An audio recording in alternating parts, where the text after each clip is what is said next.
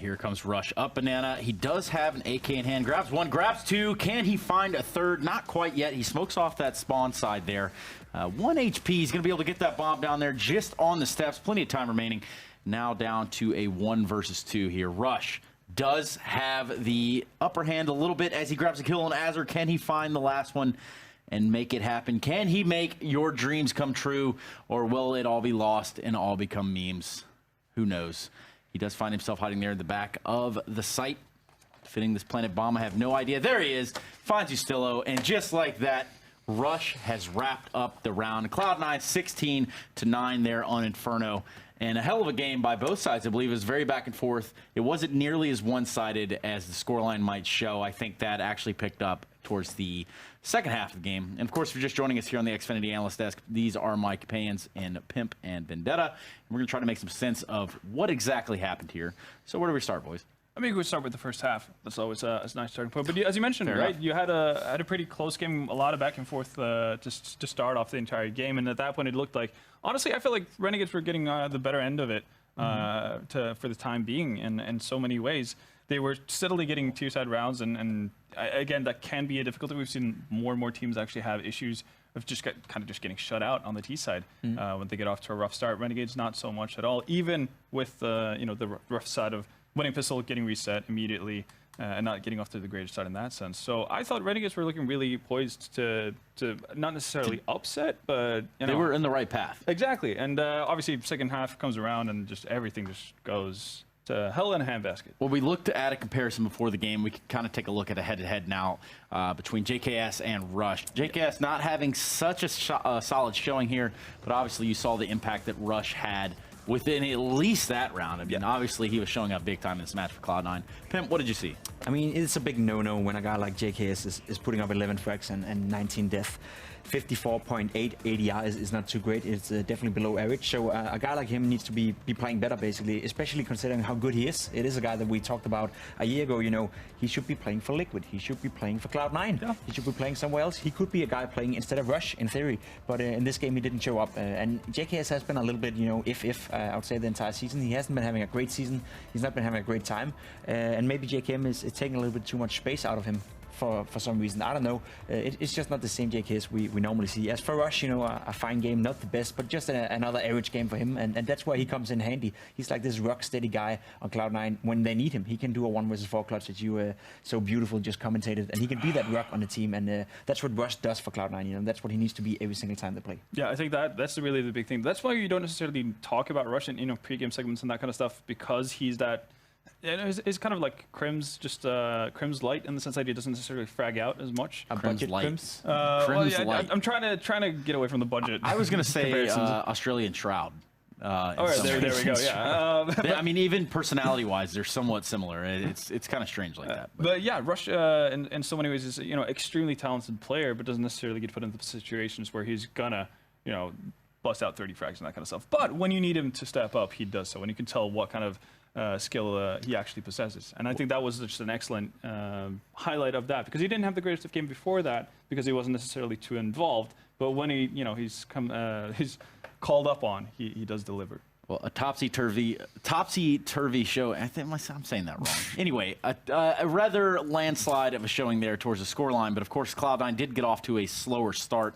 However, we will be flipping the page now. We're going on to Mirage, boys, and things could be significantly different here. If you've awoken Cloud9, you could be facing problems. It's going to be fun to see Cloud9 play Mirage with FNS on the team. The Cloud9 we saw the major, the Cloud9 that we're playing Mirage in a completely new, different way, very aggressively, very fast-paced T-side Counter-Strike and very explosive Counter-Strike. That's anti-FNS. What he likes to do is play very slow, very structured, very organized. So how are you going to do that? You lost one of your most aggressive players in Stu 2K. You now only have Tarek left. He had one hell of a game right here on Inferno, but that's the only really aggressive player left on Cloud9. So you can't really practice the same play style, which suggests that FNS may want to do that slow-paced style where you take control and you play a little bit more structured and a little bit more organized. But how's that going to work with Cloud9, who are used to just running around and shooting headshots on Mirage? I'm looking very much forward to see if they have the same level, or if they at least can get close to the same level they had at the major of Mirage. Because I do feel that Cloud9 on Mirage during the major was one of the best teams we've ever seen play that map, with constantly just being poking around the map, taking the duels and winning them time by time.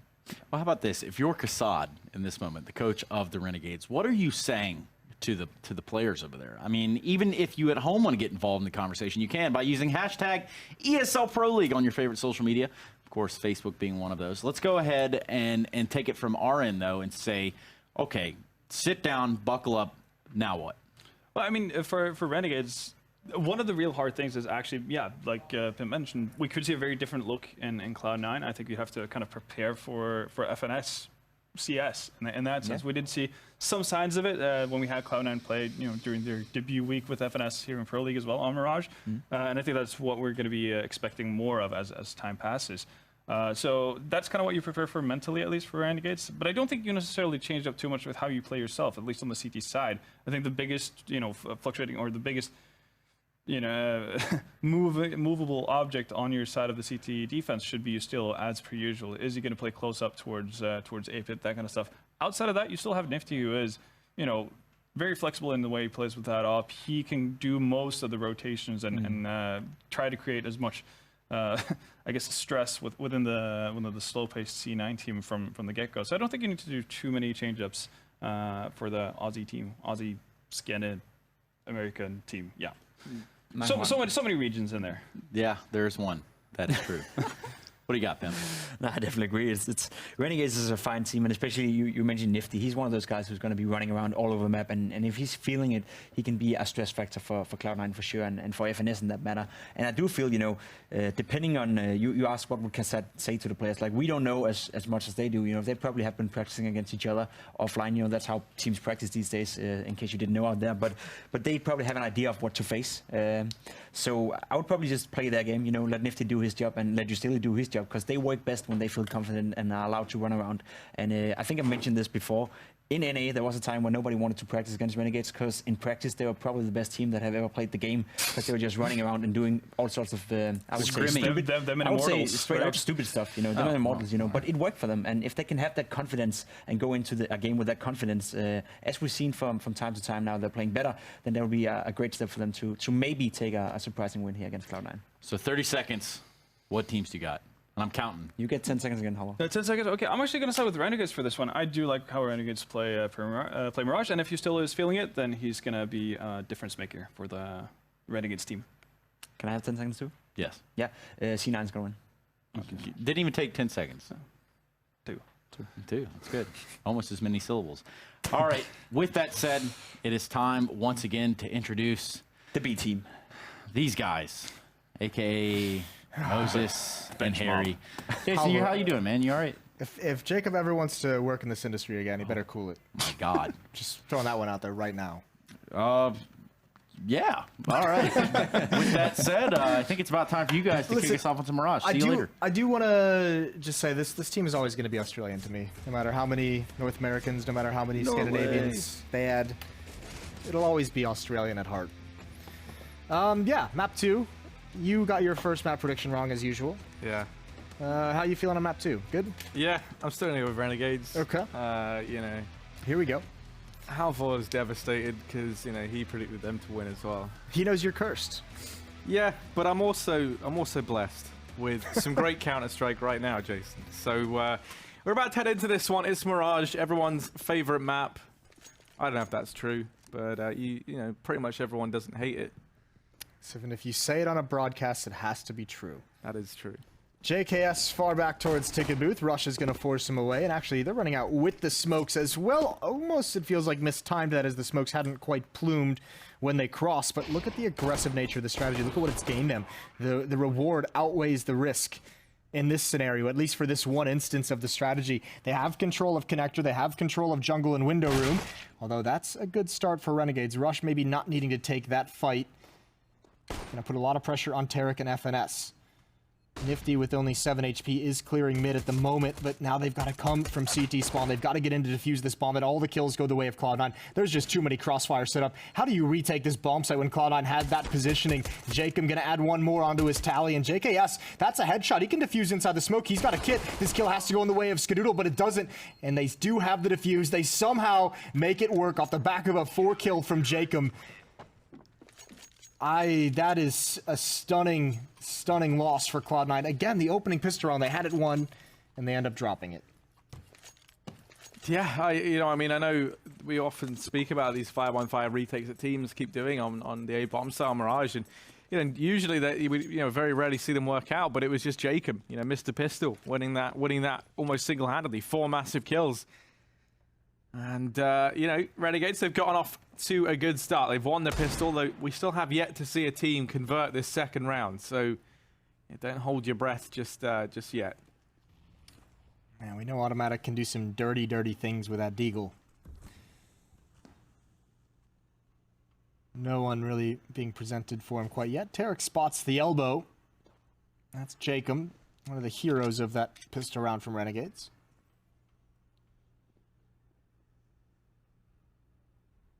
All quiet on the map for Cloud9 as they readjust over towards A. Only one player inside the site. JKS going to get underneath the balcony at the moment. And looks like FNS might be able to provide some kind of a distraction. Footsteps, but I don't think he's ready for Ustilla to be so pushed up. And that fake is not doing a whole lot because of this positioning. It's just the weakest of all fakes, but it's designed that way. And Automatic, he's already taken down. That's the Deagle on the floor. Rush picks it up, tries to create something next, and he's out in the open to get dropped. Jacob's had a phenomenal start to this game. He's got 7 kills so far. He loves this map though. He's always looked very, very good on Mirage. Ever since he joined the Renegades roster. I think even if you think back, historically to when we saw him on FaZe, you're kind of looking quite a while back at that point in time. But it's always been a good map for him. And 8 kills in 2 rounds. That's really going to be highlighting that fact. He's 8-0 already. So, I'm just going to call this nice and early on. We saw Config break the world record for kills 2 weeks ago. Maybe we see Jacob do it now. Okay, you're not calling something if you're calling a maybe. Well, okay, fine then. You either got to call it or you don't, Harry. We can't sit in the middle. But this is one where I'm really, as much as I do love Renegades, this is like clutching at straws early on. He's only got 8 kills. I mean, actually, wasn't it Config versus Renegades that he was able to break that? That would be, what a full circle we would have come if that's how it goes down. But here's Automatic. Crab walking out, and he's able to find the first onto Jacobs. There we go. Not going to get any highlight plays this round, but, ooh, maybe. No, never mind. Rush going to be able to find JKS, and suddenly it's just Nifty and Ustilla left alive. UMPs to try and retake the A-bomb site in a 2-on-4. You imagine this is going to be a save round, perhaps, unless they find something any second now. And all they find is more damage onto Nifty. They're locked out of this round. There's still, a little bit of utility left on Cloud9 to hold them back that much longer, so they will just duck out, save these UMPs, full belt of utility up on Ustilla. And they managed to get a buy into the next round. Still, it was a very, very good round from Cloud9. There's no denying that. Yeah, super nice. It's not going to work every single time, but obviously taking advantage of the fact and maybe having to risk a bit more than usual because of the 3rd round buy, not having all the smokes and flashes they would have liked, but just kind of a contact play out of Palace. And they're able to do it a little bit of a passive setup. No one was at ticket booth, no one in connector spotting for it, so they had a really good angle clearing out towards those boxes in the back of the site. First round on the board for C9 on this T side, and off the virtue of that victory as well, they might put Renegades on the back foot in terms of their money. Surely Renegades invest here. 2 players already with armor and nades. Yeah, dropped UMP over. 3 M4s. You still on JKS, still with a decent amount of money. Actually, JKS just hadn't bought yet, so... yeah, scenario where Renegades are going to be out of money if they lose this round. Yeah, it's a pretty hard spot to be in. They have put almost everything into this round. Ustilla still has a decent bit of cash, so... ooh, that's a big kill. Nifty. Jump spotting for the information, and Tarek going to go and take his head off. There we go. There is a man boosted up. That's Azza. Ooh, Automatic is very quick, though, over in mid. He's going to go ahead and shut down another man. And it's a 2-man advantage picked up for Cloud9 early on. What a start it's been for them. Wherever they want, they just seem to go and take it by brute force. And now we can see JKS pushing down ramp. He's just going to miss the timing to spot Rush over in Palace. Keep in mind, this is one of the best maps of Cloud9's pool. They've had some amazing victories on this, and certainly a force to be reckoned with. And even with just a player swap of FNS coming in, the other 4 players don't suddenly forget how to play it. So it'll be a tough map all around for Renegades. Ustilla blinded for just a half second, and that's all that Cloud9 needed. Even losing FNS, they now know exactly where he is, where he's positioned himself to. They can hold him in, but Skadoodle's not ready for it. Tara can rush for the kill, but Ustilo's still fighting. He's got a one-on-one here at the site as Rush is actually over an A, and Ustilo knows it. He swings out to take it. He's got 4 kills. Essentially, one man versus the world. And he's got plenty of time to relocate and change his position. Rush now jumping out of the window. Shadow's been spotted. Ustilo, he has as well. And Rush needs to win this to save the round, but he can't do it. Ustilo is the hero.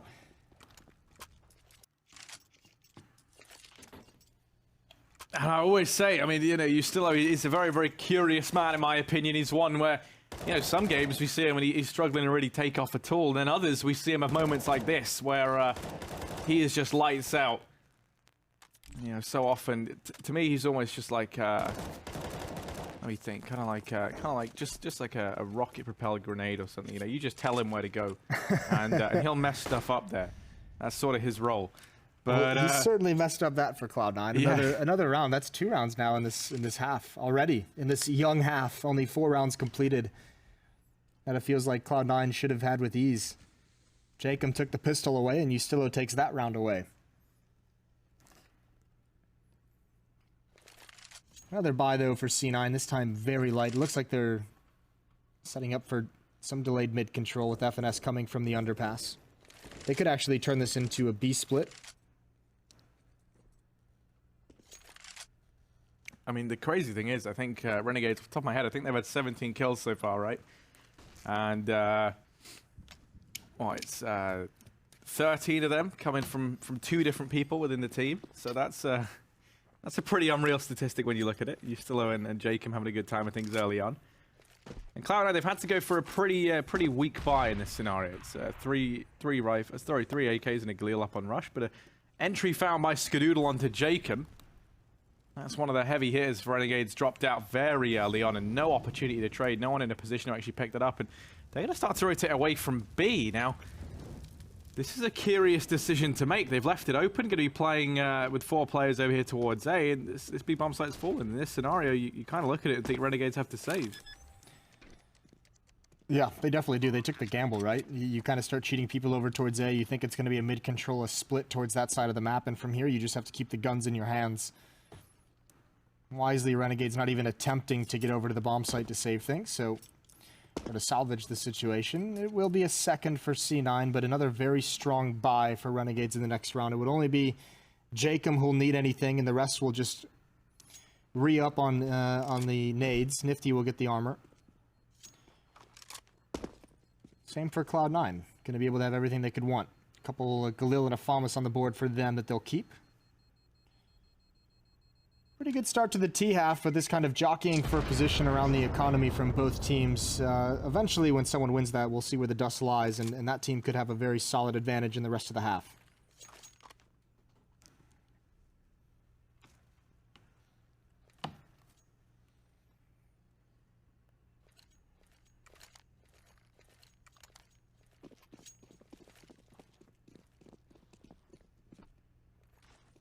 And then throw out these mid smokes early on, but it's sent no one there. Instead, it looks like it's going to be the A set piece and trying to attempt the Renegades perhaps to keep these players over a mid. It certainly worked for the time being, both Azza and Nifty there. Azza going to start to rotate into jungle, so there will be 3 players for Renegades inside the same bomb site. Nifty with a pretty quick rotation as well can also help home it down from short. This is an interesting little lineup. Throws out the smoke.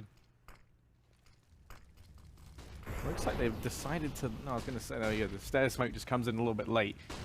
And smokes down for the cross for stairs and for CT. They have to take the fight versus the players inside the site. JKS going to go down, but it's Jacob up on top. He only manages 1 before FNS is there to trade. Nazar has been locked out. He was over in jungle. These smokes have already started to dissipate. Oh, no, this timing is bad for Cloud9. And FNS, he falls with the bomb just a few seconds before he's able to get that down. So now Skadoodle and Automatic have to try and reunite and find this round for Cloud9. Nade out onto Ustilo. He does tag him down low. But Renegades, they know they don't have to go peeking into this. The bomb's been dropped in the middle of the site. Skadoodle going to start to creep forward to try and pick it up, but he gets legged by Nifty.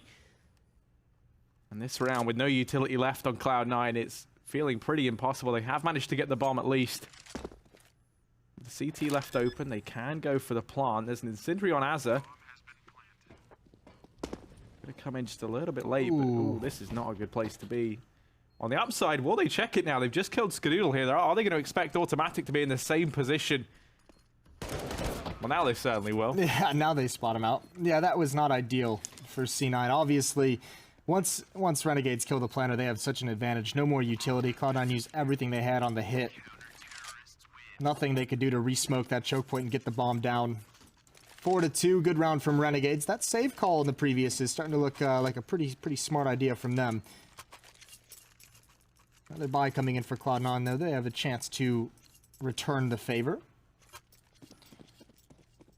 It's still kind of a battle for the money. Renegades obviously sitting in an okay position with, anywhere from right around 1,400 on most of their players kind of saved up behind the buy. Nifty's burning. Smoke comes out a little bit late. He's down to 68. But mid-control is there with two players stacked up in connector. Aza on catwalk, and the jump across, Nifty doesn't spot it. So they have presence in mid, but not quite control. And now that Renegades begin to inch back, they'll feel more and more secured for C9.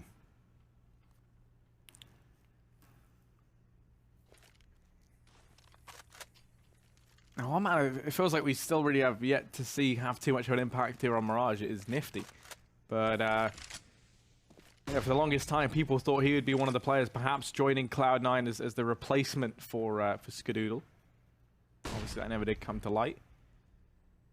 Well, you don't really have yet to see him have too much of an impact with the auto here. Of course, he had a pretty good showing over on Inferno.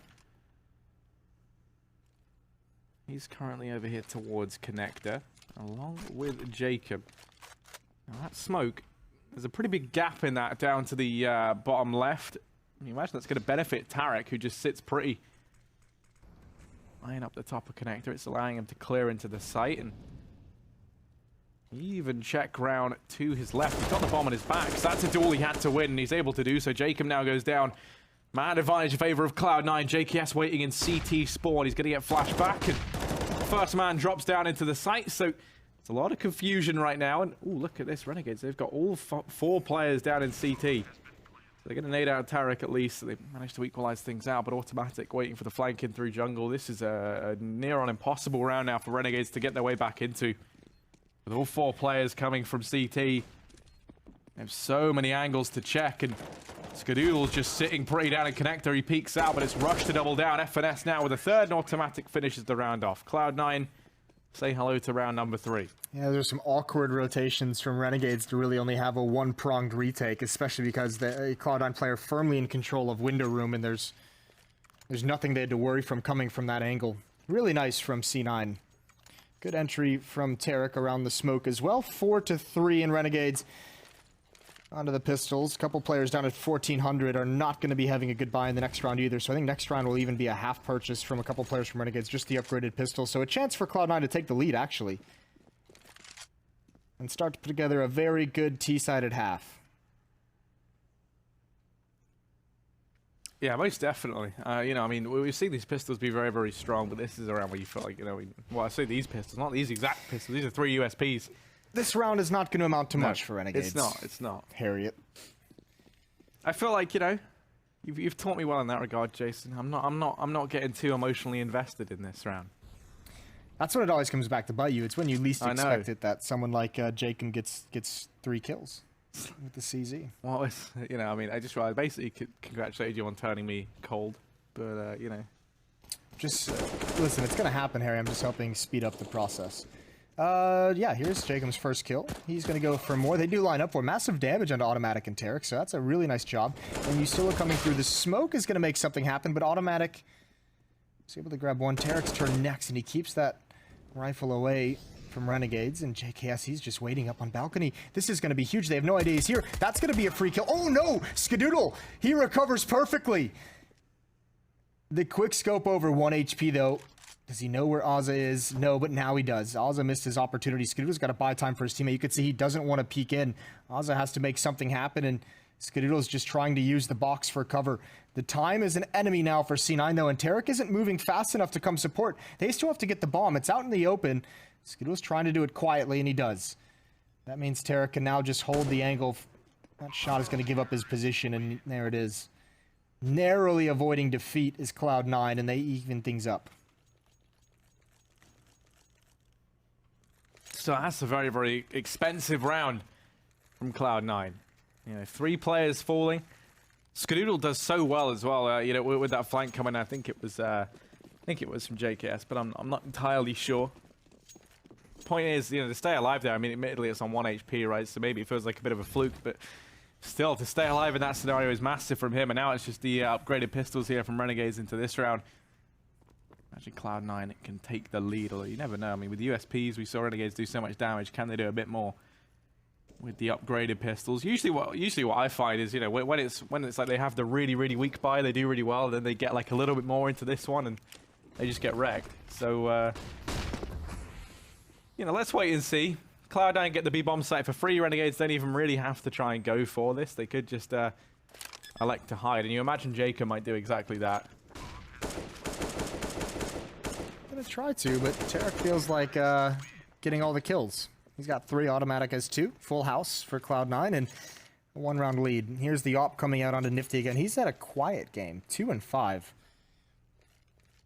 Jacob has been pretty quiet ever since pissed around, 2 and 7, or I mean, excuse me, 6 kills since then. So I don't know why. I just thought I'm insane. No, I know you, because in the second round he got 4 kills as well. That's so right. So yeah. You were just smarter than you realized. I was a little bit ahead of myself, wasn't I? So he's only had 2 kills in the past 6 rounds. 7 rounds. And this time, at least, Renegades has gotten aggressive in mid. Cloud9's pretty much had that whenever they've wanted it. And Renegades has at least stalled that and taken it away. There's Nifty getting involved, jumping up as the execute comes in, and all he needed was that 1 kill. Now he can play more passively as all of his teammates are here, but Rush wants to hunt him down, waiting for the flashbang, completely blind as the Opera, and he goes down. Can't get around the corner. Damage is being done towards Cloud9, and Skadoodle's going to make some kind of a play. You can see he wanted it. The bombs drop back towards top T ramp, though. Cloud9 actually have to get this and get into the bomb site quickly. They don't have another smoke. And the longer this takes to get the plant down, the more the flank is going to come to effect. Alza into Palace. And I think Cloud9, despite the fact they have the bomb site and they got that kill, they're poised to lose this one. Ustilo and Jacob waiting to make a play. Jacob's close up. Rush not expecting that. He's been dealt damage, but here's Alza. It's his turn to pounce, and Skadoodle cannot react quickly enough that time. 2 on 4. How quickly the tables have turned. Yeah, just automatic and FNS left. I'm going to shoot the AWP over to automatic, who tries to take the fight with Ustilo, but he's going to lose that. We get a good angle of it, and now it's just FNS, the brains behind this Cloud9 team. Unfortunately, having the bigger brain makes you a far easier target, as he finds out. JKS going to get rid of him. And now we're 5-5, all tied up once again. There's still money for Cloud9 to invest, so can't be too distraught. But yeah, that round was looking like it was going to be theirs for the taking, and then ultimately taking just too long to get that bomb down and into the site, allowing that wraparound from Azza to do so much damage, and just gets worse from then on in.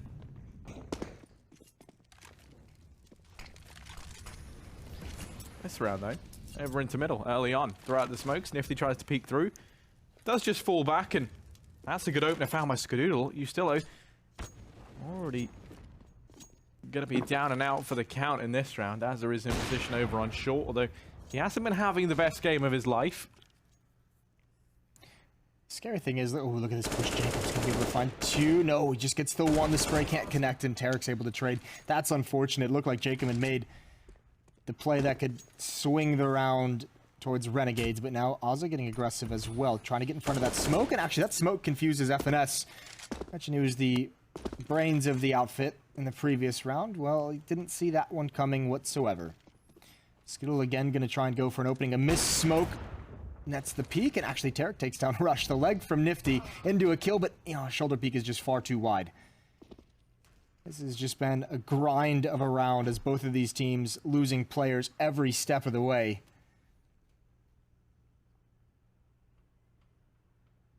And this could be the move that seals it for C9. Tarek boosted up in towards window room as the smoke is there. It's JKS inside of A, and Azza on catwalk. And Tarek is certainly going to surprise one of them. Yeah, JKS not ready for this. Just going to look away, misses the timing, but then going to readjust. He's dropped Tarek. Skadoodle only has 14 seconds. He has to go for the kill. He has to try and find JKS, and he does not able to do so. So AWP carried forward. JKS wins it out 6-5. And finally, that money's low for Cloud9. The timing of that for Tarek is just so unreal. JKS just moves in time so that Tarek, when he peeks into the bomb site, doesn't see him, and then JKS peeks out again. And Tarek just has his attention elsewhere. I think Cloud9's discussing if they want to invest into this round and how much exactly they want to invest to try and win it, getting it into a one-on-one in the previous. And I mean, this game, Jason, has felt about as close as it can get. We haven't really seen one of these teams, you know, find that one round that allows them to start chaining together a whole bunch. It's been very, very, you know, back and forth, kind of really just grinding out these rounds, and you know, we haven't really seen the economy play into it too much yet. It feels like, you know, I mean, especially when you compare it over towards Inferno, where Cloud9 just sort of went on that monstrous run towards the end. No, but the trading of rounds and the kind of grind back and forth always benefits the T side, right? So, I mean, again, we have Renegades as a situation where they just haven't felt safe and comfortable with the money that they have. And I think that's going to be the case here still.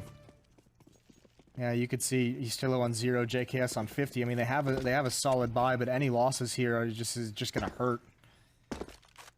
Especially if they lose the round overall, quite obviously. I think this is going to be pistol round all over again for C9. They're just going to explode through the smoke contact, play one towards CT spawn. That's JKS. 2 headshots for him, though. That's huge, but the CZ's now starting to get into the action.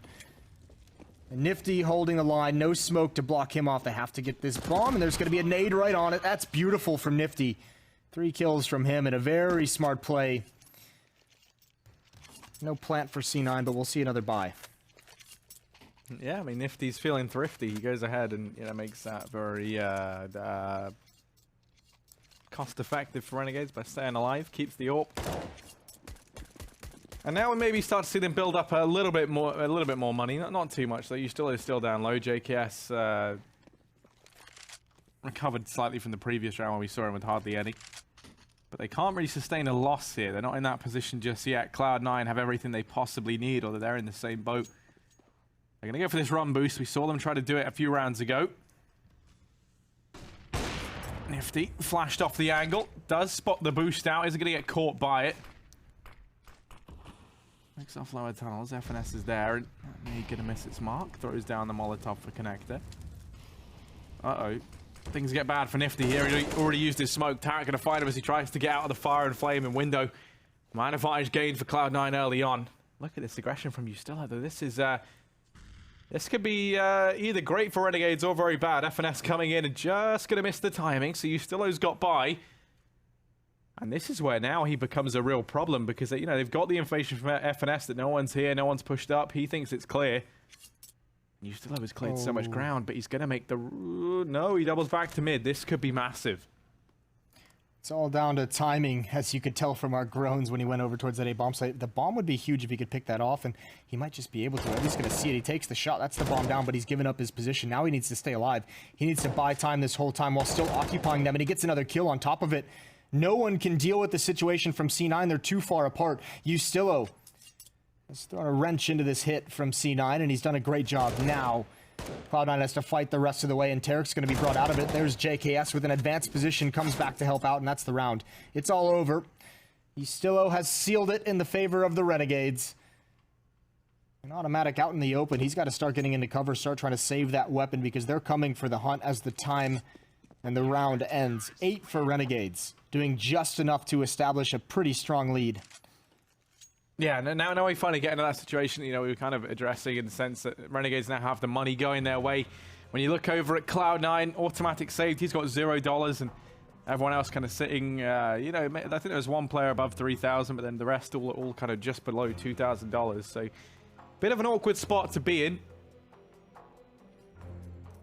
Considering it's 8-5, I don't really think there's any real right decision to make. You either force buy into this round with the AK that you have on automatic, or you take the eco, but he's going to be very, very limited in terms of what he can get into the last round of the half. So, just depends how you want to play it. Would you rather have 2 force buys or you know, just the rifle and then a little bit more into the last round. I think if you're Cloud9, right, when we saw them, you know, win the major and kind of after that and that kind of rise leading up to Boston, they were more the force buy type team. So it will be interesting to see if that's changed at all. But see there, UMP, we have another AK on the board and I think just upgraded pistols behind that. So yeah, 2 rifles and the UMP and CZ. So they're going to go for it.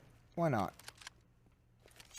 This time heavy towards the B bomb. So they haven't done this too much. Now FNS is very lucky to still have his life and his face.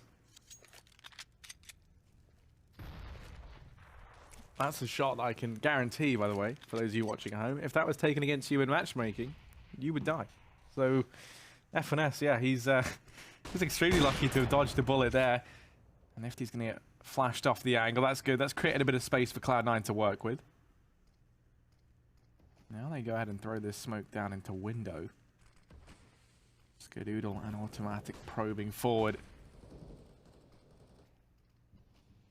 Into mid they go, and no one actually there to keep an eye on them. They might try boosting up into window, and now you can see they've started to cheat Jacob around to try and keep an eye on it, but no, he decides against it. This could be massive. The positioning of Automatic could be what seals this round. Surely Renegades are aware. He's just going to slip by in time. Ustilo's going to miss the timing, and Automatic, he's through, he's into kitchen. He's found one, and now suddenly the pressure's on, and Nifty has to dart back and forth to try and survive, and he's only managed himself 1 kill. Skadoodle in with another backstab, and down it goes Jacob. Renegades will forfeit this round, as Ustilo and JKS try to hide away. I mean, that was a big boost from Automatic. That whole play from Automatic was just on a knife's edge that entire time. Like, Ustilo just barely missing the timings. A couple different times you could have spotted him out. Automatic and Skadoodle playing the role of assassins in that round to great effect. 1 kill from each of them, and it even prevents JKS and Ustilo from even considering the opportunity. So this time Cloud9 used mid control to boost up in towards window and find the entry from behind instead of using mid control for some kind of a split onto one of the bomb sites. Well done from C9 to switch things up. Renegades take their eyes off the window room for just a moment, and they get punished. So 1 more round in the half.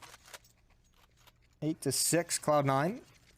Very good half. FNS only with 3 kills, but Tarek's at 13. Once again, Tarek leading the server. So I'm approaching 30 on Inferno.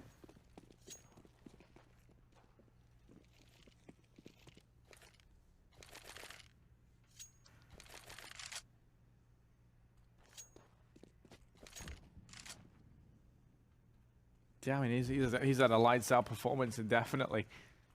It looks to be another very, very close first half, though, and that's what we've kind of started to expect between these two teams. Now, Cloud9 with 3 players rather, over towards the A bomb site, 2 on ramp, 1 in Palace. They're going to start to back away.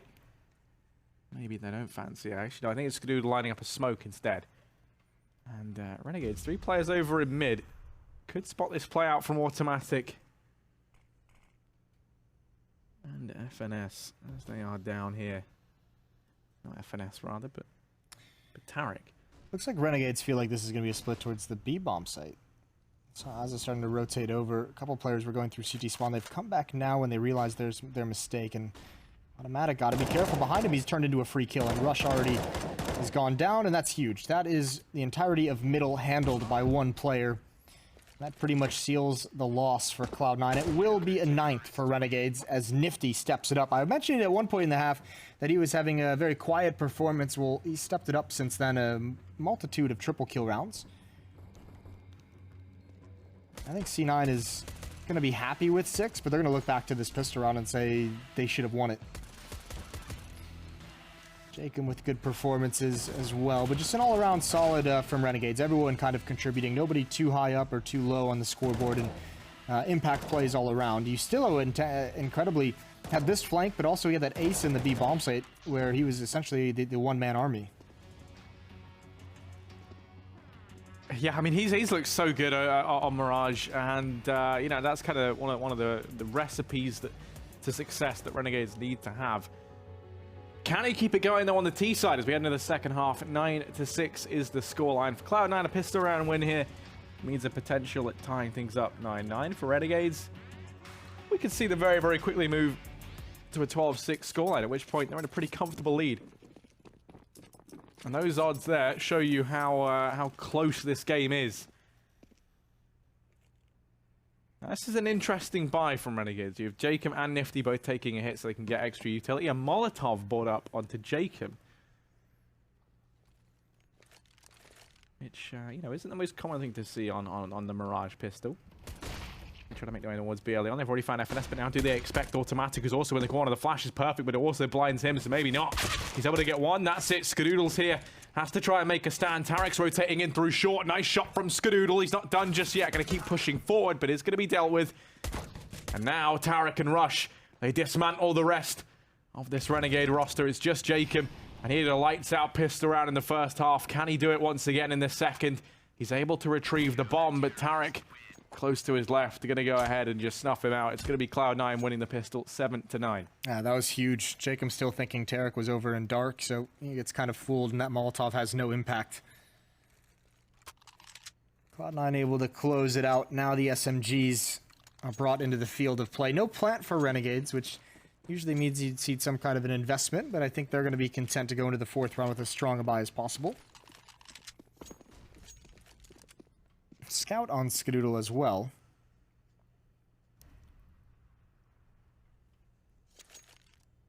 Ooh, they're going for the 4-1 fake. Bomb is in Palace. 4 players in these B halls. They want to try and take as much attention away as humanly possible. The goal is keep your eye on that number 3 on the mini-map. How far away does he stray from the A bomb site when this hit comes in? It's Rush. He might not even move. There's a flashbang out. Automatic turns. Couple blind players. They mow them all down. And yeah, without any kills, Rush certainly isn't going to move. It was desperate to begin with. Even more so now. Oh, you love to see this. The knife from Rush. He's going to stab him once and gets the second. And Nifty just slouches back in disappointment. I was very scared when the knife didn't kill him instantly. You know, you kind of have that moment where it's like, oh god. But yeah, no, this is nice. You love seeing these eco kills, especially when it's that cleaner sequence. Sure, we didn't get to the knife, but you know, it's pretty much what you've come to expect. Just a standard knife, isn't it? Yeah, they're all not the same, but they're all similar enough.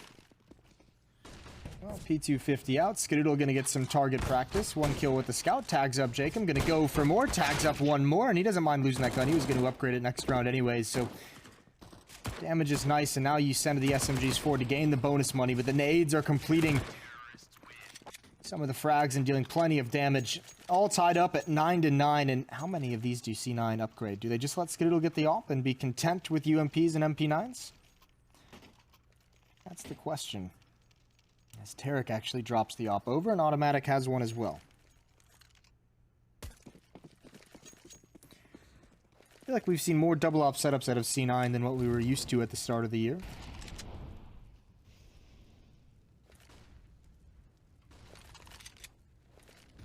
Name of the game here is find a way for those SMGs to have impact, so you can see clever boost for the op. Pretty soon, though, this kind of position is going to be nullified. You can't expect Rush to hold on to the A bomb site all on his own with just the MP9. Here comes the hit. Molotovs are there. Rush is going to go down the ladder right into it. He's going to peek out. He finds the timing, but can't complete the kill. It's Azza with the opening frag, and Tarek going to spray as he turns the corner. Can't connect the kill. Skadoodle's back, and this is pretty much round over. For C9 here, it's Save the Ops is the name of the game. And FNS has himself an AK. Ooh, now they go for this. 3-on-3. And maybe a bit more out from Skadoodle. He made a burn the man over. And Skadoodle's onto a second. He's brought them back into this round. Suddenly, it's just Azza and Jacob left. This was looking like it was going to be so good for Renegades. And now it's all quickly turned sour. Double AWP retake. They say it puts you at a disadvantage. Skadoodle begs to differ. That's a third, and now he's not done. He wants to make it 4. Misses that shot onto Azza. He's going to be given a second chance, and he hits it the second time around. Cloud9 in with the 10th round. How on earth have they managed that in a double AWP retake scenario, you know, with everyone so far away? I don't know, Jason. Maybe you can explain, but I just cannot. Oh, that's so disappointing from Renegades. Why are they overextending like that before the bomb even goes down? Nifty doesn't need to keep taking that fight with the op. I have to imagine they had the same kind of mindset that I did, that Cloud9 was going to start running away and try to save, so they wanted to punish it by taking weapons away, but it's too early to consider that, and Skadoodle with some brilliant shots gets right back into it. He's going to have a chance for more here as it's a fast play up towards Catwalk. Tarek doesn't peek out though either, so the split is on. Cloud9's got to be careful, but it's only one player on the Catwalk side of things. That Molotov is going to split them, forces them to drop a smoke, and FNS with one, but now automatic so much, and they're already past that angle, so he's got to be far more careful. Sees them jump down, and he's got to hold the line, but just can't do it. Jacob, that's a critical kill. Yeah, nice time man advantage once again. Skadoodle, the harbinger for Renegades, is going to be over here, over in kitchen. He was the one who made that last round so tricky, and oh, not again. Skadoodle in with the first. There's only Jacob and Nifty inside the site. Both of these players tagged down so low, and Skadoodle, a second kill, will be mopped up by Nifty as he tries to hold this back, but Tarek's done damage and he's out from apartments.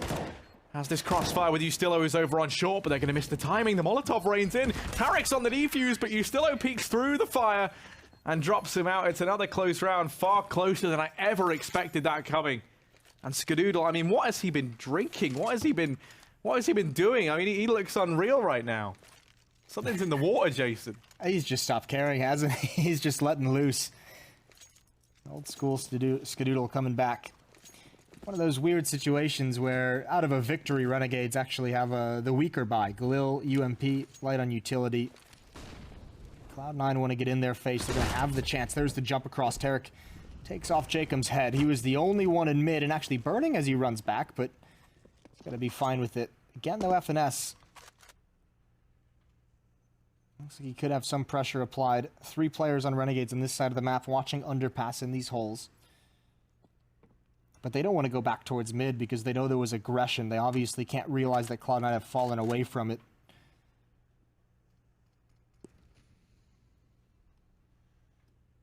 And if they do want to take mid, I mean, look at what they have.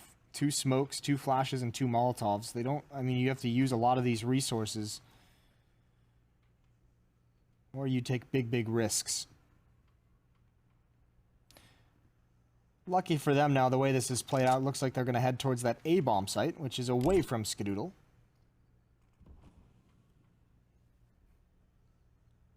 It feels crazy that's like the recipe for success, right? It's just like, oh, they're not going to where Skadoodle is, so maybe.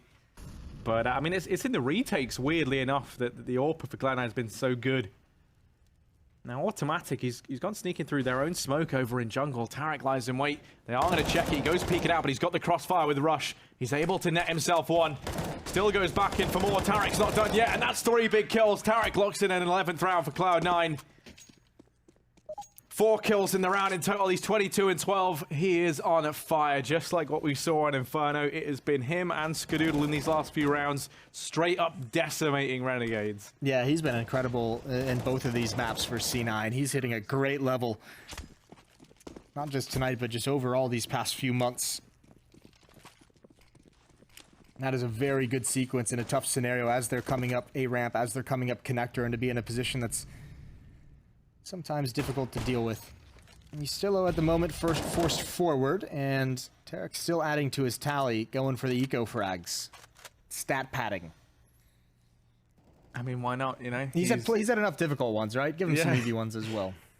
See, I mean, one of the reasons why I was so sad when we heard that, you know, Skadoodle would be stepping down was just because I think he's probably got one of the best names of any pro player. It's so satisfying to say. Would you not agree with that sentiment, Jason?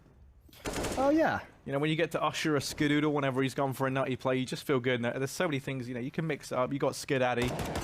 That's pretty much the only one I've heard. Have you got any others?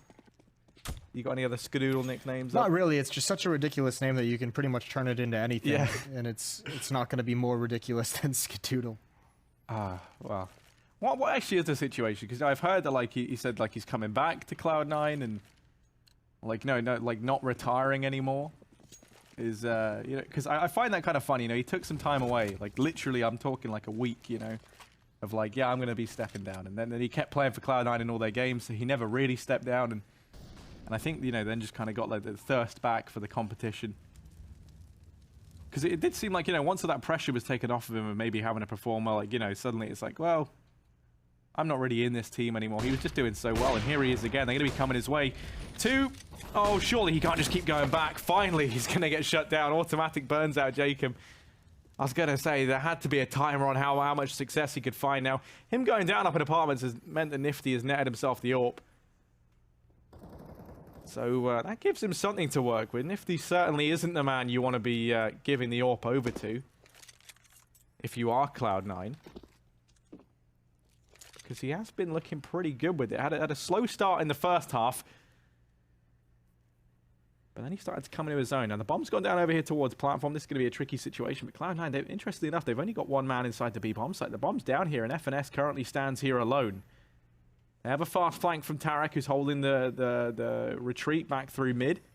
Rush has now come rotating in. FNS now going to spot these guys out in apartments. You imagine the round is over here. We're going to be relying on Nifty to find some insane clutch. 1v4, 10 HP, and it just doesn't look like it's going to happen.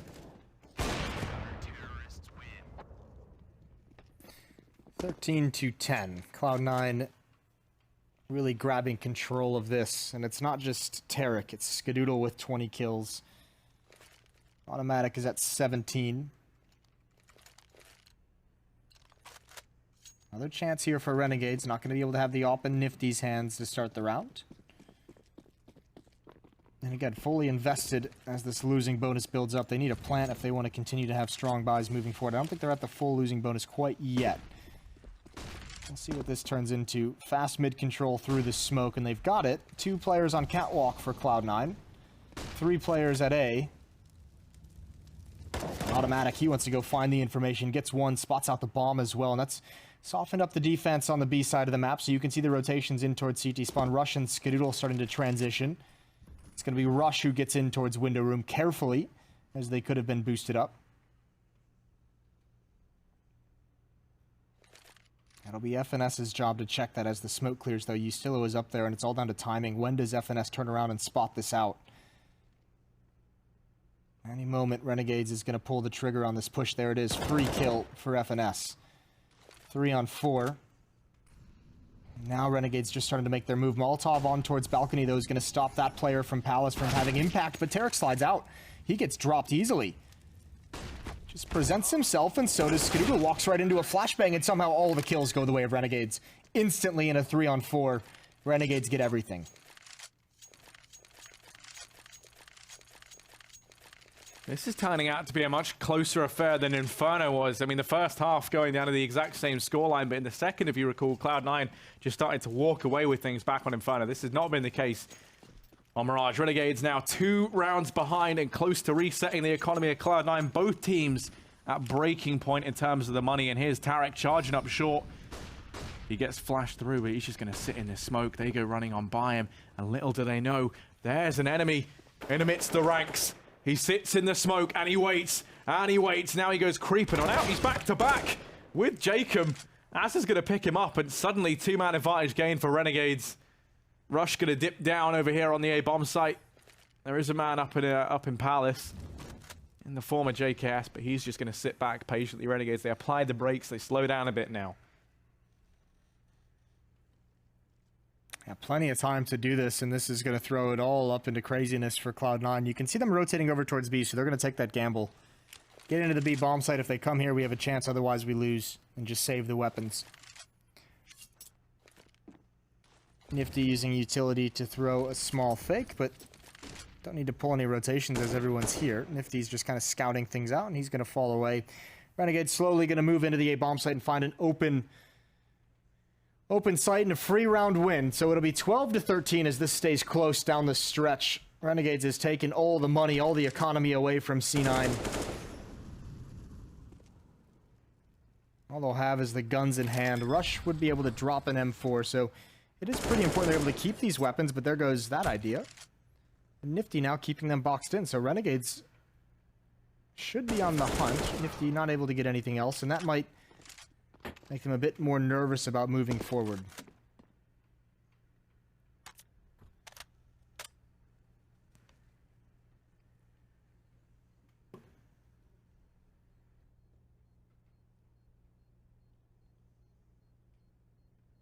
Look at FNS. He is completely surrounded.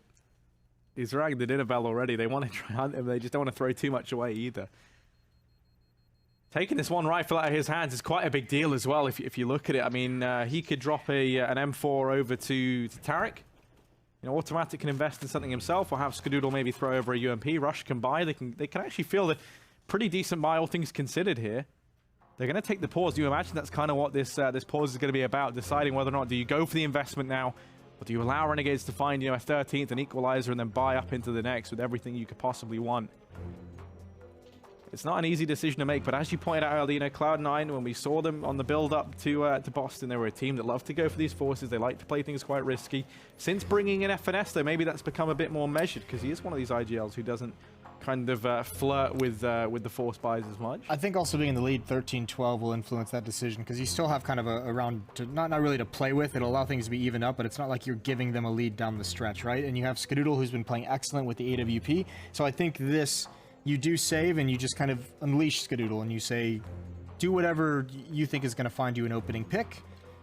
And then you kind of have freedom to dictate what we do across the map, because if we're gonna turn this in our favor, it's gonna basically be your AWP and the positioning of our teammates around that. And he's gonna head over towards a ramp. Plenty of players here, but you still, it looks like he wants to go for a pop flash contact play, and Skadoodle's gonna be blind, but he hits the shot anyways, gets away, but Rush. He ate the flash full force, and Tarek's still waiting patiently. Oh, the footsteps give him up, but a flashbang comes in. It took too many bullets to get that kill. He wanted it quicker, but there is a chance for C9. JKS is actually at the other side of the map, so it's a 2-on-2 here at A. They don't realize it quite yet. JKS quickly going to move towards Catwalk. FNS with that M4 at the base of the stairs, and Renegades slip away, and they might choose now to just book it over towards the A bomb site, although with that kill, Automatic has to find out what's happening, and he's going to start hearing these footsteps off angle as they smoke off Ticket Booth, and he's right at the edge of that smoke, holding his nerve. The off is going to be the first one up, but he can't hit the shot. Nifty reacts with the swiftness, and it's all tied up. Yeah, and I think that, you know, you're quite fortunate actually that JKS is able to find FNS down towards Connector, because you saw Renegades, they looked tempted to rotate over towards B. And, you know, had he not found that frag, suddenly you're in a situation where Automatic's been allowed to go get the AWP off of ramp. You know, you have FNS with a rifle, you know, maybe a 2-on-3 retake, or they carry all that forward, and they would have had a much stronger buy here as a result. You know, you see they have kind of the bare minimum, I would say, as to what they need, but Skadoodle doesn't have armor. They've only got the one kit on Rush, and FNS is utility-less. Don't have that. That works. Yeah, okay, good. So, you know, it's not ideal, but it's by no means a bad buy for Cloud9. I do think, though, Skadoodle might suffer as a result of this. He's going to have to play a little bit more measured. Can't really afford to go into these rather risky peaks we've been seeing him take, just through that lack of armor. He's waiting down in Connector. He's going to get smoked back, and does go peeking over the top of it. Just going to miss that shot out onto Ustillo. That would have been such a critical kill for him to find, but instead, reposition's going to try and check lower tunnels, where it looks like Nifty could be heading any second now. This is a huge, this is actually great for Cloud9. 4 players here at the A bomb site. This is everything you could want. Problem is they only have one of them actually committed to the site. Skadoodle on the stairs can be the big time player. So a lot of Molotovs for Renegades to use. It depends on how slow they want to take this. How much of an execute do they want to turn it into? It looks like initially it's going to be a contact play, waiting until they're spotted. And here come the footsteps. Here comes the march into the bomb site. Rush at the off angle. Underneath, can't get anything done. Immediate headshot from Ustillo and Jacob, and they've opened it up. And this should be the round. Swing out for the fight once more. Skadoodle is caught in the open, and it's all onto FNS. He's going to get one, but he can't build upon it. And that is a non-stop attack from Renegades. That's going to give them 14 rounds.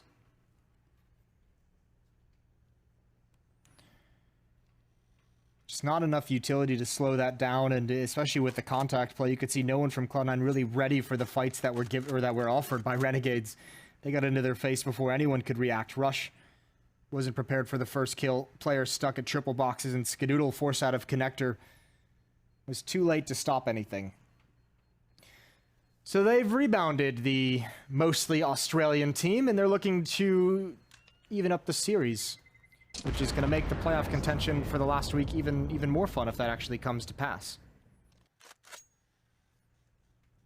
Yeah, and I think, you know, we've ended up in a pretty interesting scenario with the whole standings right now. You know, so many of these teams still kind of competing for so much in terms of the seeding, but I also like how, I mean, there was a time where, you know, we were a bit worried that maybe, you know, there was a chance that, ooh, SK might not be here at the finals, or Cloud9 might not be here, and yeah, that would have been a real shame if those guys hadn't. And I think, thankfully, you know, we've kind of seen that start to even out. You have the one team that I kind of feel a bit bad for is Luminosity, who sit right on the fringe of that.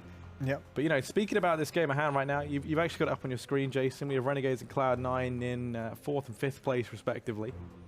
Yeah, 10-5 for Renegades, 10-7 for Cloud9. So this actually might just seal a spot for Renegades, or at least a higher seed, I think, over Cloud9. With still more games to play, certainly the chance to build upon it.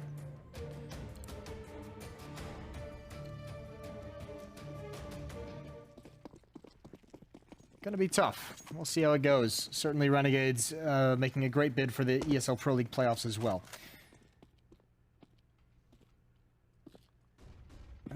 It is desperate for C9. 3 CZs, P250 on Skadoodle. Tarek with the M4s. Kind of the tip of the spear in this round. You can see him being aggressive in middle. Renegades being very aware of the fact that something sneaky, something surprising might come out. Playing very far back, monitoring the situation, and here comes Jacob. Use Molotov out towards connector. When does Tarek decide to push? Double flash in towards mid, but no one's actually going to swing wide, so Tarek's going to go investigate surely at some point. When he doesn't feel any pressure, he's just got to go find out what's up. And Renegades might hit this B bomb site before they even consider rotating to reinforce the defense. And yeah, this is going to be a free B bomb site. Can't really blame them either. They're trying to keep things stacked up so that they can at least win the initial skirmish. Doesn't work out for them. So Renegades will be up to 15 unless something completely mental happens. I don't even think it's possible, even with a man advantage, unless Tarek finds 1 or 2 from this catwalk spot. There's no kits either, so they've got to come quick. Yeah, they have to move fast. You know, maybe that's one advantage we could see that these pistols could bring to this retake. Tarek going to swing on out, but he doesn't manage one. Automatic going to be able to trade. Now he's the man with the rifle. He's onto his 2nd kill in the round. FNS falls to Nifty. Skadoodle going to get picked off as well as Nifty goes on a tear, and Automatic, he tries his hardest to cling them into that round. 3 kills, but that's it. Renegades 15-13. And it's been a big performance from Nifty, Jacob, and Ustillo to get them this far. Now you look over at Cloud9, they're buying down. This is all or nothing here. Match point. 2 rounds between Cloud9 and overtime on Mirage. And I mean, this is, you know, we've been saying it a lot, this is such an important game in deciding the seeding for these 2 teams. Automatic donning that 2nd AWP alongside Skadoodle. They've got the 1 kit on the back of Skadoodle as well. Nifty trying something over here towards B. Gonna fire a shot through the smoke. FNS just hides away. Tarek, Automatic, and Skadoodle. A 3-player holdover in mid. Same as last round, right? And they decided to go back to it just because it wasn't even spotted. So a chance here. Nifty with the AWP. Gonna lead the way. Good flashbang. Forces Skadoodle off the angle. There's an AWP on catwalk as well, though, and I think oh, that's actually Tarek in middle. He gets the headshot on a Nifty. That's a big piece of the puzzle out for Renegades. 4-on-4, and the nade just narrowly misses, ending Oz's life.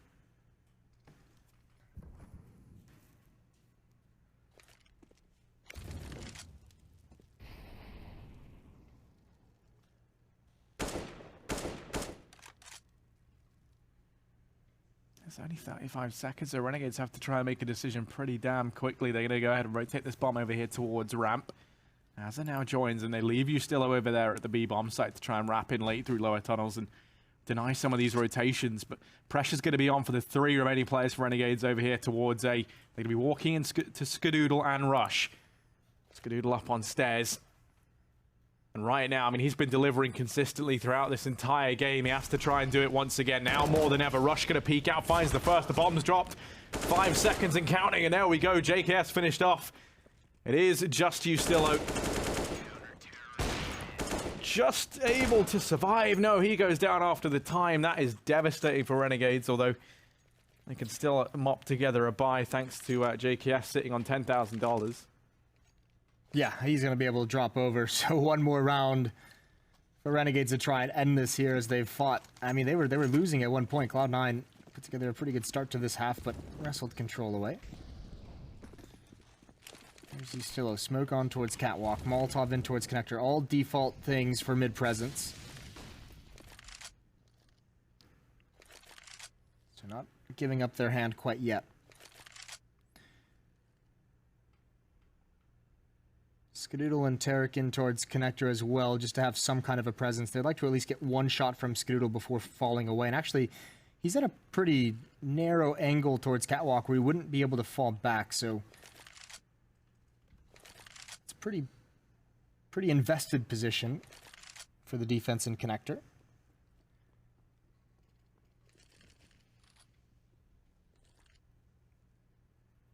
Renegades obviously not moving across the map, content to play this into the late round.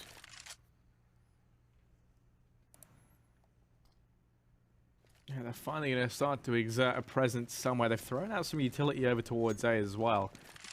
That's going to be raining in from JKS. Looks like that falls over at jungle. Now they've smoked off short as well. Now allows you still to creep down through mid. He has Jacob and the bomb with him in the form of Azza. Two players in Connector to hold Renegades back. Ustilo tags up Skadoodle. Jacob able to trade one back. Tarek falls and 3-on-3, 30 seconds left. They managed to get into the A bomb site. There is still rush in CT and he's dropped the bomb. Luckily enough, it falls down from the stairs, so maybe they're in with a shot, but no, automatic. He goes out and claws this back. We're going to overtime, 15-15. And Cloud9, they don't want to let up. They don't want to let Renegades get this important map win over them. That's a huge hold from Automatic, and yeah, neither of these teams able to close it out. That is big-time stuff for Renegades.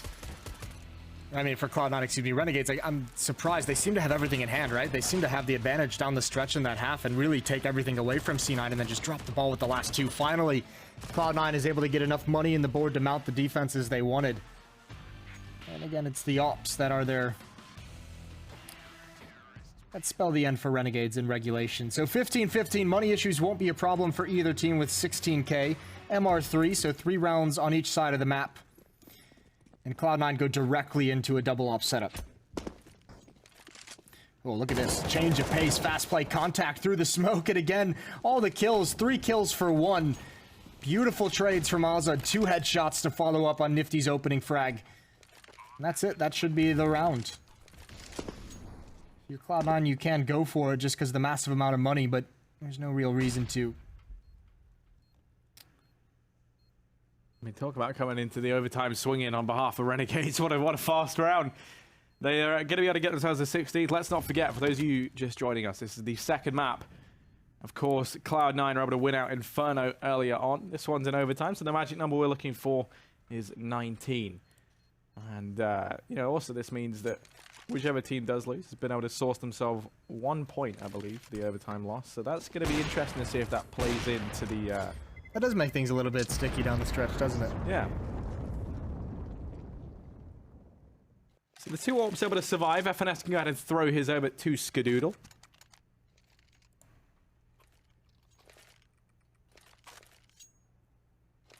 Nifty donning the Orp once again for Renegades, as we would expect. Cloud9. They worked very, very hard to pull this back to overtime, winning those last few rounds consecutively. They've already lost the first in OT. Now they want to try and haul it back. And there's a gap in that smoke. Automatic's going to take this all day long. As they go walking out, that's a quick flick onto Ustilo. He bites the dust, and suddenly that bomb is high and dry out behind the boxes in top mid. Gotta be worried if you're Renegades at this point. You really need to put at least 1 round on the board on this T side, because Cloud9's T side was very effective. A lot of success for Renegades in this map is because of the low money that Cloud9 had. So the fact that it's not a factor in overtime is very worrying. You need to be able to try and come back in this 4 versus 5. For Cloud9, it's just a pretty standard defense. 2 over at the B bomb site. You've got Terra covering between top connector and window room. He's keeping his eye on both. No tomfoolery today for the Renegades. And this is going to be a split. 2 coming up cat, 2 attacking through these B halls, and will they be able to make any progress? FNS and Automatic on the hold with that AWP. Molotovs are out there. Zone opening frag. A headshot from FNS. He's doing a great job. Finally taken down by Azza. But Automatic misses a sitter. And that means Nifty can pick him off from Catwalk. And all of a sudden the B bomb site is lost. Molotov in the face of Tarek. He's going to push through. He's going to stop the plant. He's done it. The heroics. He's bought time for the rest of his teammates. But it's still not easy. It's still a one-on-one. But Rush is here. And we know he is stone cold. And he drops Azza. Big performance there from everyone on Cloud9, the teammates, everyone doing their part. Did the overlay mess up? Is it 16-16? Yeah. Okay. Yeah, Renegades won the first of OT. Oh, I've lost my mind then. I know, yeah, no, it's fine, Jason. Why didn't you bring that up earlier? You let me go on like a mental patient for quite a while. Well, you know. I just like it. I like to see that. You know, normally it's me who sounds like the the guy just not quite there, but oh, Rush is going to be in a lot of danger. How's he been able to get that 1 kill? I have no clue. Jacob's going to be scratching his head as well. And now Skadoodle trying to pull things back. In with a second. That's a big kill. And now it is just Ustillo. This round has gone so wrong for Renegades. You got to wonder how on earth it's happened like this. Ustillo 1v3. And he's been very, very good on Mirage. There's no denying it. But now they need him more than ever. And, you know, we've seen him get a few of these sort of, you know, 1vx scenarios, a couple of, you know, big 4Ks here and there thus far for Renegades. Now he's got to dig deep to try and win them out this first half of overtime. I mean, if you were to convert it, literally every round is almost equivalent to 5 in, you know, the regulation game. Still starts to creep forward. Molotov him off for the time being. That's going to waste that much more time. Smoke's now raining in as well to try and keep him at bay that much longer. No information where any of these players are. If he can find this first onto Skadoodle down in CT, that would be massive, but now they know where he is. He's rang the dinner bell, and Tarek comes on in for the frag. 17-16, Cloud9. They win out the first half of OT, 2-1.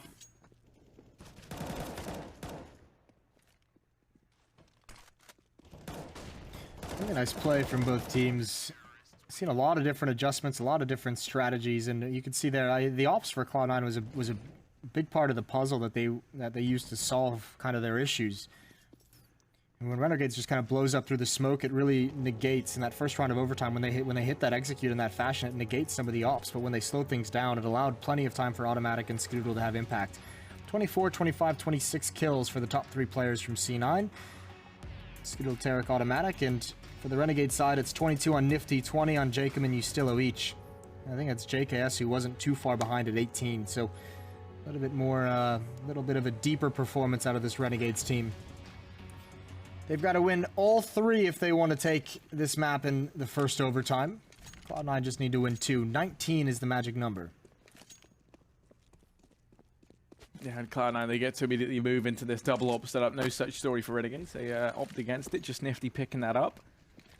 Throwing in all this utility out towards A. It's just a set piece, as simple as they come. Smokes down for CT for the cross, and one up on stairs. JKS spamming through the smoke. He's able to light up Rush, and that's a critical kill to find. Also, Tarek hiding in this smoke down by Jungle. He's going to get tagged up and finished off by Azza. So the 2 lower performing players for Renegades are already doing a good job in this round. FNS is able to get the bomb down at least. JKS just still tagging these players up. Nifty going to drop Skadoodle, and it's FNS and Automatic to try and clutch this round out. Feels impossible. And now it's just Automatic. He's a long way away. He has to be a marathon man. He has to get his running shoes on. The bomb's not planted for him. That's a disaster. So Renegades will be finding themselves a 17th here. They need 2 more. They want to try and win this out in overtime.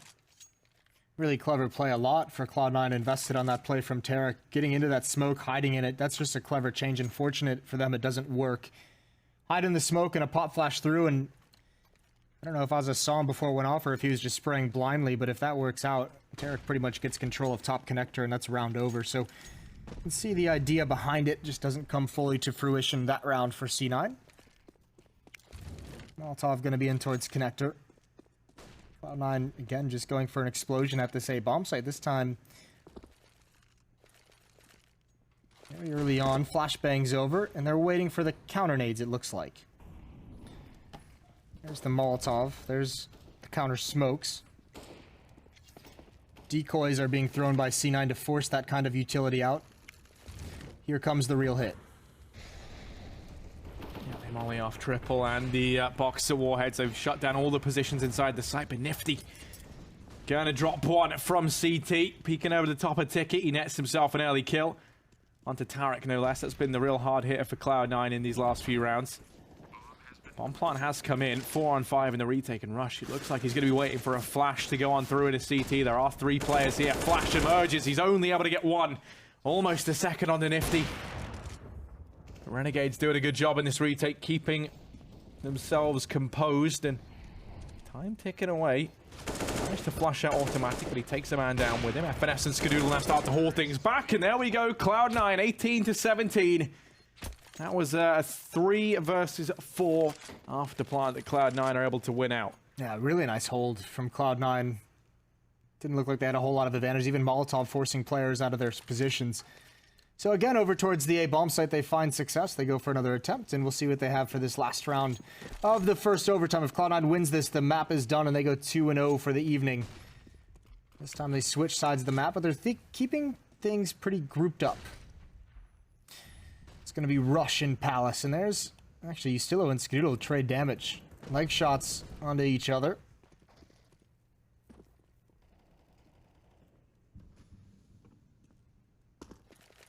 The other op for Renegades is in mid. That's Nifty. He's got it on catwalk at the angle. Looking like a run boost going to come through. Seen this have success. We'll see how we do it now. There's that, and there's the jump. The flick doesn't work, but Skadoodle lands it. That is beautiful. Obviously well practiced, well versed in Skadoodle. He's done a great job. An opening pick onto Nifty, and then the leg shot onto Ustillo has really weakened up this Renegades defense. Yeah, I mean, you love seeing the run boosts when they work. That was just flawless. Skadoodle looks so comfortable in that scenario. And now, man advantage favor of Cloud9. Skadoodle might be paying up with damage, but as we saw, he traded that with Ustillo. So now they're setting up for this A-side take once again, lining up the smokes and flashes. Just going to be a set piece. JKS holding close to ramp. He's going to face all of these players from Cloud9 at once. He has to try and buy time for Jacob. Buy time for the players over on B to come rotating around. Really, he needs to get 2 in this sort of scenario if they want to stand any chance. There's the first. He hasn't taken much damage, but he's going to fall to FNS. They managed to get into the site. They've been so good at just taking A. Maybe, but no. I was going to say Jacob might be able to deny the plant. Tarek does not allow that to happen. He keeps on pushing. He's unrelenting, and Ustillo, he falls shortly after. It's just as a 1v4. And Cloud9, they're knocking on victory's door, about to go in and take this series 2-0. Yeah, that's really nice from Tarek. The smoke Molotov combination preventing the initial reinforcements from Renegades of coming in and assisting. So FNS was looking for that. So is Tarek, and he's gonna actually close it out. That's a very good round for him. Triple kill on the round to win 19-17, and Cloud9, yeah, helping secure their spot in the playoffs as they made this comeback throughout the season, and an important game to win over Renegades, who are the seed above them with a couple more games to play still. Take it away, Trace, back to you in the studio. And yeah, back to us in the studio over here. That's where the line is in the studio, Jason. Thank you. You're welcome. Scary one there for Cloud9, nonetheless. Pushing themselves to the brink. We're going to try to make some quick sense for this. We do have another match to jump into relatively shortly. It's going to be SK and Complexity. But before we do that, let's try to make some sense of what just happened with Cloud9.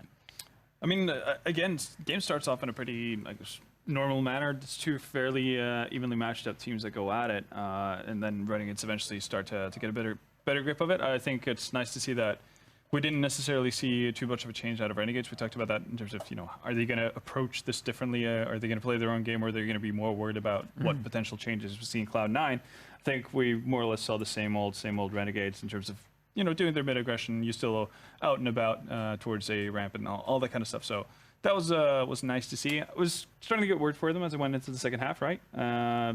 Got pretty much a mirrored match of what we saw in Inferno, except this time they managed to fight back, mainly due to, the plays off of Ustillo, Nifty, and Jacob. Pimp, give me your thoughts in about 3 sentences. FNS, not good That's one. enough. Still one of one. I mean, fair enough. Point understood. FNS just having one of those games where we talked about this Cloud9 team, and I do respect everything that FNS brings into a team. The problem with him is the lack of firepower, the lack of fracking ability, especially on the CT sides. And we once again saw it. He had 8 frags after the first 30 rounds. Simply just not good enough. They need to put him down into a deathmatch server, need him to bring in all the good threats, and hopefully in the future he's going to become a little bit better so he becomes more reliable in terms of putting on frags in the scoreboard. A more contributing factor within the matchup. Well, that does it. We did have a relatively short post-match here for Cloud9 and Renegades. We're going to be jumping into Complexity and SK when we come back from this break. So make sure you're here with us at the Xfinity Analyst Desk.